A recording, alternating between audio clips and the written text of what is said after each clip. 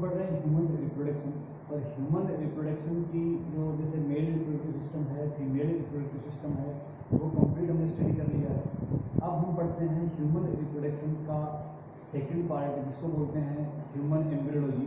और एम्ब्रियोलॉजी जो होती है, उस एम्ब्रियोलॉजी के अंदर हम पढ़ेंगे कि किस प्रकार से निषेचन के बाद में आफ्टर फर्टिलाइजेशन एम्ब्रियो का डेवलपमेंट होता है, एम्ब्रियो का डेवलपमेंट किस प्रकार से होता है, ये सारी स्टडी आज हम पढ़ेंगे एम्ब्रियोलॉजी में। तो बच्चों स्टार्ट करते हैं जब अपना टॉपिक एम्ब्रियोलॉजी।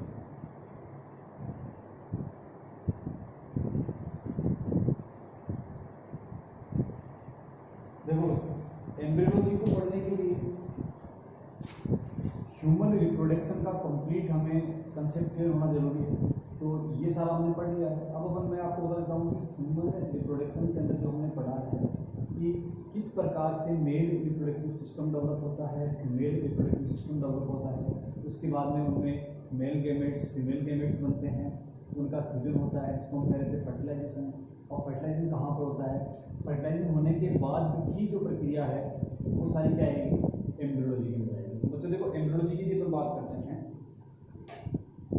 तो यहाँ आपको कहाँ से याद करना है कि एम्ब्रियोलॉजी स्टार्ट कहाँ से होती है कि स्पर्म और ओवम दोनों का फ्यूजन हो चुका है और क्या बन रहा है बच्चों, जाइगोट। ये जाइगोट जो बना है ना,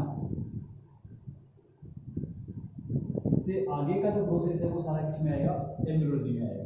तो देखो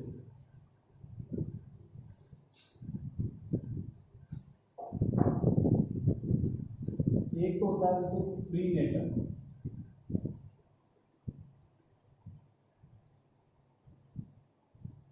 प्रीनेटल डेवलपमेंट होता है, परिवर्तन की बात करते हैं। और एक होता है बच्चों पोस्टनेटल डेवलपमेंट। ठीक है, प्रीनेटल और पोस्टनेटल होता क्या है, देखो अभी मैंने आपको ये कहा कि एक निषेचन होने के बाद में एम्ब्रियो बनता है। ठीक है, एम्ब्रियो का डेवलपमेंट होता है, एम्ब्रियो का डेवलपमेंट मतलब मैच्योर हो जाएगा एम्ब्रियो, उसके बाद में उसकी क्या होती है, बर्थ होती है, जन्म होता है। तो ये जो है बिफोर बर्थ, जन्म से पहले का जो डेवलपमेंट हम पढ़ रहे हैं उसको बोलते हैं प्रीनेटल। ठीक है, जन्म होने के बाद में शिशु का जन्म हो गया, चाइल्ड का जन्म हो गया, जन्म होने के बाद में उसका डेवलपमेंट होता है, उसको बोलते हैं बच्चों पोस्टनेटल, आफ्टर बर्थ। ये दो बातें आपको याद रखनी है। अब आपसे पूछा जाए कि एम्ब्रियोलॉजी में हम कौन सी स्टडी करेंगे, तो एम्ब्रियोलॉजी के अंदर हम करेंगे प्रीनेटल डेवलपमेंट। कौन सा, prenatal development in embryology. Clear, आई बात समझ, इसको नोट करो, दिख रहा है।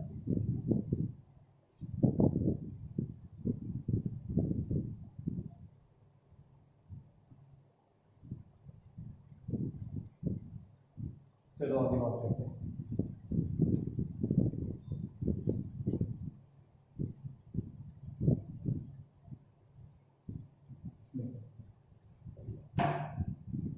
जाइगोट का जब आगे डेवलपमेंट होता है तो वहाँ पे कुछ स्टेज बनती है, और उन स्टेज को जनरली हम जैसे कह रहे हैं कि जाइगोट आगे जाके क्या बनाएगा, एम्ब्रियो बनाएगा।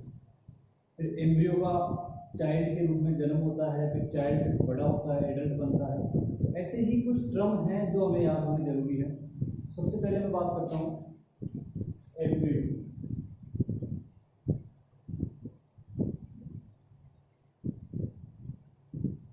ये आपसे पूछा जाए कि एम्ब्रियो क्या होता है, तो एम्ब्रियो के लिए क्या कहोगे, जाइगोट बनने के बाद में जो प्लेसेंटा का फॉर्मेशन हो रहा है, प्लेसेंटा बन गया, प्लेसेंटा बनने के बाद में डेवलपमेंट होता है। और मैंने आपको ये भी पढ़ाया था नेचुरल सिलेक्शन के अंदर,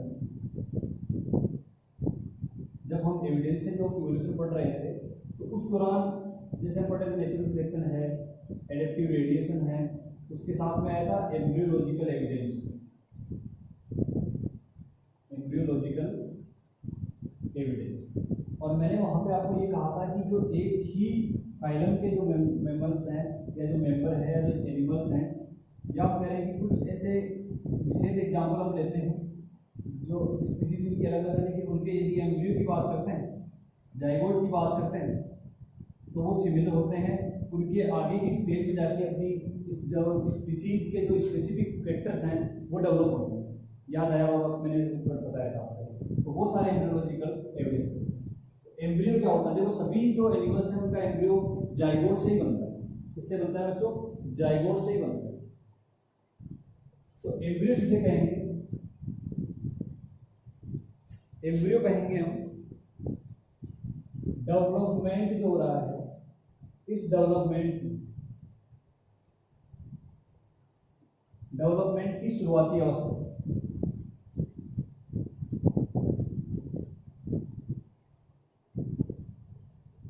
डेवलपमेंट की शुरुआती अवस्था। अब आप यहां पे एक चीज और देखना, एम्ब्रियो के जस्ट बाद में फीटस का डेवलपमेंट, यानी कि एम्ब्रियो आगे जाके किसमें कन्वर्ट हो जाएगा? फीटस। फीटस किसे कहते हैं? ठीक है, तो इन दोनों में क्या अंतर है? ये भी जन्म से पहले है, ये भी जन्म से पहले है। देखो डेवलपमेंट की शुरुआती अवस्था, और इसमें आपको याद रखना है कि जो जनरल कैरेक्टर हैं, सामान्य लक्षण हैं, वो ही डेवलप होते हैं। केवल सामान्य लक्षण डेवलप होते हैं, विशेष लक्षण डेवलप नहीं होते हैं। ये भी डेवलपमेंट की अवस्था, और इस डेवलपमेंट की अवस्था जो है, इसमें विशेष लक्षण डेवलप हो जाते हैं। विशेष लक्षण क्या समझ में आया? मैं कह रहा हूं कि एम्ब्रियो जो है, वो एम्ब्रियो स्टार्टिंग की जो वो अवस्था है डेवलपमेंट की, जिसमें केवल उस एम्ब्रियो में सामान्य लक्षण, जो एक फाइलम के हम कह सकते हैं, क्लास के हम कह सकते हैं, केवल वो लक्षण डेवलप हो रहे हैं। उसमें विशेष लक्षण यानी उसको हम देख के ये नहीं कह सकते कि ये इस स्पीसीज का एम्ब्रियो। देखो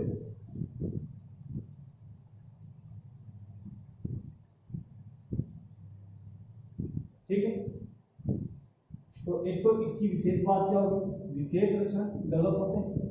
डेवलपमेंट के बाद की अवस्था है, शुरुआती अवस्था नहीं है डेवलपमेंट की, आप कह सकते हैं कि ये इसके जस्ट आगे वाली। अब एक चीज यहाँ पर आपको याद रखनी है कि एम्ब्रियो जो है, या हम कहें कि एक चाइल्ड जो है, वो चाइल्ड जब यानी कि उसका डेवलपमेंट होता है तो माँ के गर्भ में 1 से लेकर 9 महीने तक होता है। तो यहां से आपको याद रखना है कि 1 से 3 जो है वो तो क्या कहलाएगा बच्चों? एम्ब्रियो। और 3 से लेकर 9 तक क्या होता है? फीटस। ये इंपॉर्टेंट है। कुछ अंतर नहीं है इसमें। जाइगोट से जो बन रहा है, जाइगोट से बनने के बाद में 3 महीने तक जो विशेष लक्षण जिसमें डेवलप नहीं होते हैं, डेवलपमेंट की शुरुआती अवस्था है, वो तो क्या कहलाएगा? एम्ब्रियो।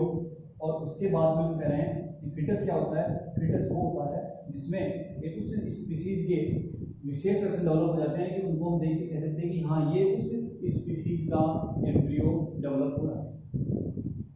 एम्ब्रियो हो गया, फीटस हो गया। क्लियर है? उसके बाद इन्फेंट। इन्फेंट होता है बच्चों जन्म से लेके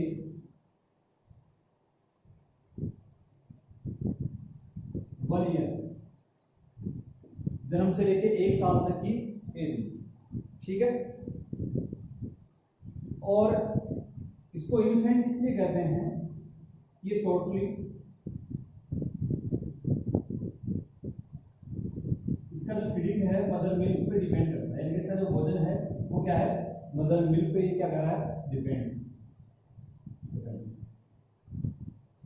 ये हो जाएगा 3 हो गए।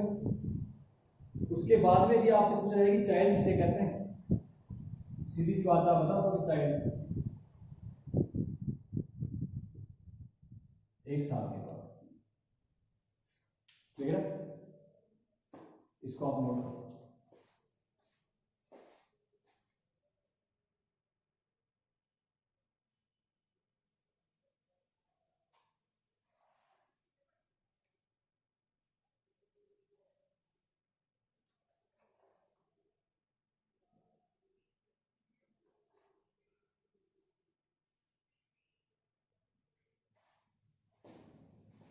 ये कुछ विशेष बातें थी। इसके बाद में हम एम्ब्रियोलॉजी से रिलेटेड कुछ थ्योरीज पढ़ेंगे।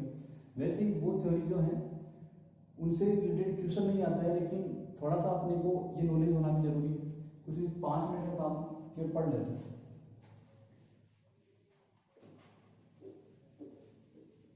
क्योंकि जब एम्ब्रियोलॉजी कंप्लीट ही पढ़ रहे हैं तो ये थ्योरी अपन छोड़ नहीं सकते, थोड़ा सा पढ़ लेते हैं कि कौन क्या कहता है, किस प्रकार से। देखो स्पर्म और ओवम जो है वो उसमें ऐसी क्या कैपेसिटी है कि वो एक नए ऑर्गेनिज्म का फॉर्मेशन कर रहा है।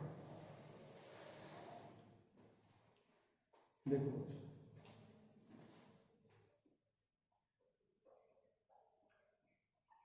थ्योरी ऑफ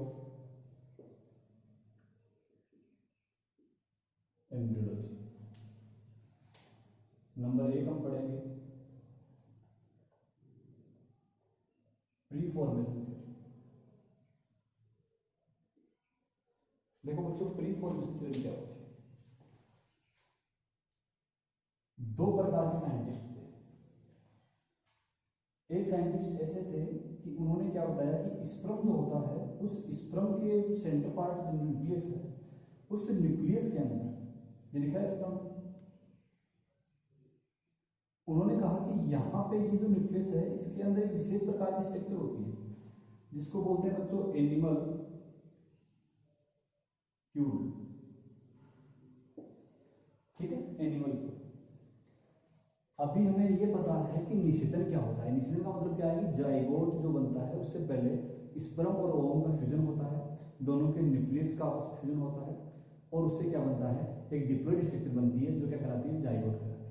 देखो ओवम स्पर्म दोनों मिलेंगे तो यहाँ पे हम कहेंगे ये जो साइंटिस्ट थे वो क्या कहते हैं कि जो स्पर्म है उस स्पर्म का न्यूक्लियस ओवम के जो न्यूक्लियस उससे मिलेगा, मिलने के बाद में इसमें एनिमल फ्यूल जो है विशेष प्रकार की स्ट्रक्चर वो आगे जाके एक नए जीव के निर्माण करने के लिए उत्तरदायी है।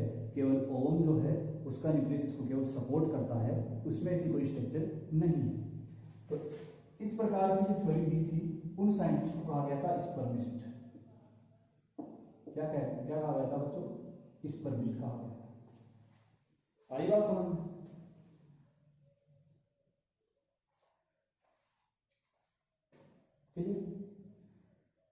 याद क्या रखना है कि कुछ ऐसे साइंटिस्ट थे जिन्होंने कहा कि स्पर्म में एक विशेष प्रकार की स्ट्रक्चर होती है जिसको क्या बोलते हैं एनिमल क्यूल कह दो या आप इसको कह सकते हो ह्यूमन क्यूल, आप इसको कह सकते हो एनिमल क्यूल या ह्यूमन क्यूल। ये जो सब वो संरचना है जो ओम के साथ मिलके क्या करती है एक नए ह्यूमन चाइल्ड ह्यूमन एम्ब्रियो का डेवलपमेंट करती है। यानी कि इन साइंटिस्ट के अकॉर्डिंग ओम जो है वो ओम कुछ भी नहीं करता, वो केवल इसका सपोर्ट करता है। उसके बाद यदि बात करें दूसरे साइंटिस्ट की तो उन्होंने कहा कि ये जो ओवम है इस ओवम में एक विशेष प्रकार की स्ट्रक्चर होती है, जैसे यहां पे हमने कहा एनिमल क्यूल वैसे ही इसके अंदर होती है। तो ये जो एनिमल क्यूल है वो एनिमल क्यूल क्या करेगा बच्चों आगे जाके एक एम्ब्रियो का डेवलपमेंट करता है। स्पर्म का इसमें कोई रोल नहीं है, स्पर्म केवल इसको सपोर्ट करता है, मतलब स्पर्म क्या करेगा उसको सपोर्ट कर रहा है। आई बात समझ में? आई बात? एनिमल क्यूल या ह्यूमन क्यूल इसको बोल सकते हैं। और इस प्रकार की ये जो कंसेप्ट देने वाले जो साइंटिस्ट जो थे उनको क्या कहा गया था, ओविस्ट कहा गया। क्या कहा गया था, ओविस्ट। प्री फॉर्मेशन थ्योरी का मतलब क्या है, कुछ साइंटिस्ट ऐसे थे जिन्होंने स्पर्म के बारे में कहा कि स्पर्म ऐसी कुछ विशेष संरचना है एनिमल क्यूल जो एम्ब्रियो डेवलपमेंट करती है, और ओविस्ट ने कहा कि ओवम में ऐसा होता है। आई बात समझ में? ये कुछ थ्योरीज हैं ऐसा इन्होंने कहा गया है। अब सत्य बात क्या है वो हमें इस एम्ब्रियोलॉजी में पढ़ने के लिए मिलेगी। एक बार आप इसको नोट करो, उसके बाद सेकंड थ्योरी की बात करते हैं।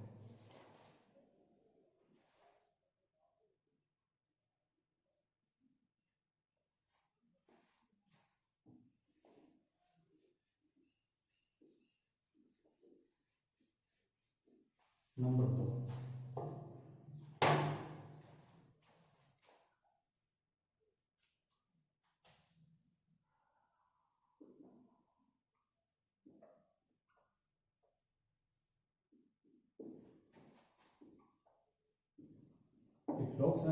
रॉक्स नाम के साइंटिस्ट थे, उन्होंने दी थी। देखो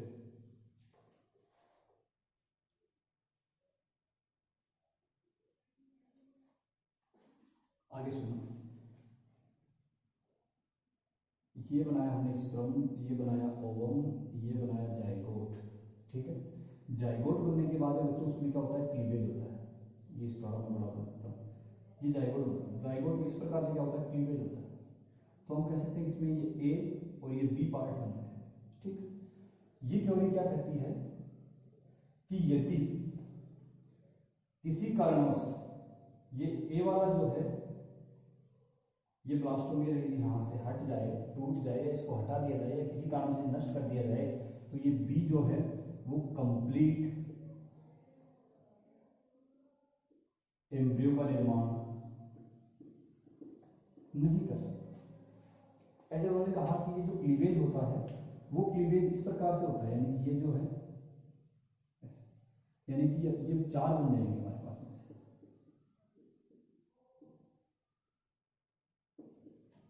और इसको आप कहोगे ए बी सी और डी, ठीक है।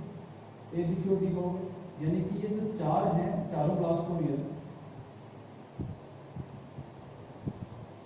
चारों ब्लास्टोमियर क्या है, एम्ब्रियो डेवलपमेंट के लिए इसको चारों होंगे तो ही एम्ब्रियो का डेवलपमेंट होगा। यदि चारों में से एक भी आपने उठा दिया, जैसे मान लो एक और उठा दिया, तो एम्ब्रियो डेवलपमेंट नहीं होगा। इसलिए ये थ्योरी क्या कहती है कि क्लीवेज के बाद जो ब्लास्टोमियर बनते हैं पहली अवस्था में, वो सारे के सारे होना कंपल्सरी है। क्लियर है यहाँ तक? इसको भी आप नोट करो।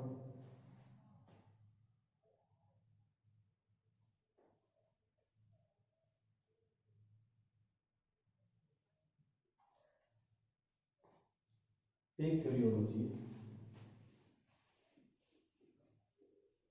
देखो ये सत्य है या नहीं है, ये हम आगे करेंगे क्लियर इनको। अभी आपको केवल थोड़ा सा इसका ध्यान रखना है कि कौन सी थ्योरी क्या करेगी। नंबर 3,